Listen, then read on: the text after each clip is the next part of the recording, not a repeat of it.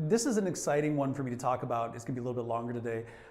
It's specifically tying in a lot of the previous conversations about valuing properties, bringing together investing in opportunity funds and properties in opportunity zones, and creating value.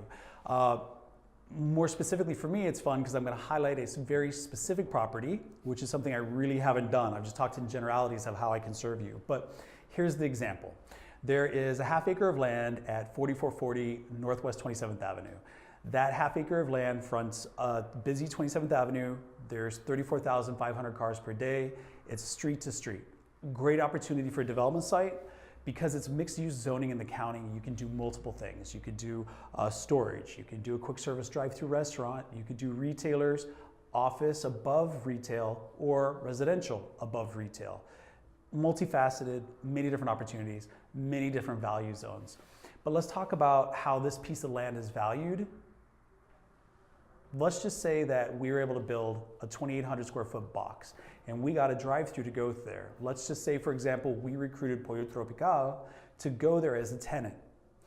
If that tenant, that corporation, leased the land and gave a guarantee that they were to pay $5,000 a month, that's $60,000 a year. At a 6 cap, that represents $1.2 million in value. That property is available for $1.2 million. So here's an example of how you create value. Now, how does that pair with the Trump tax law changes at the end of 27? Well, it's actually in an area that's designated as Economic Opportunity Development Zone. So we have a fund created called the South Florida Economic Opportunity Fund. Through that fund, the tax law says you can invest capital gains from the sale of stock or other real estate. And as long as 90% of the money that goes into that fund invests in properties that are in the economic zones, you can defer your taxes by up to 15% over a seven-year period. And any of the gains you make, if held for 10 years in that fund, could be tax-free. So let's say you bought this piece of land for $1.2 million and you're going to hold on to it and you're going to get 6% on your money on that $1.2 million over 10 years. Well, let's say you did that. Or let's say you made even more money on it. Let's say it later, as the rents escalated up, you sold it for 1.5.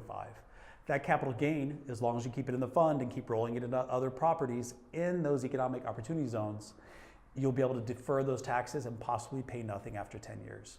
So if you're interested in this opportunity that's available now for 1.2 million or other opportunities, give me a ring and I'll help walk you through it. My name is Brian Carter with Douglas Elliman Commercial Real Estate.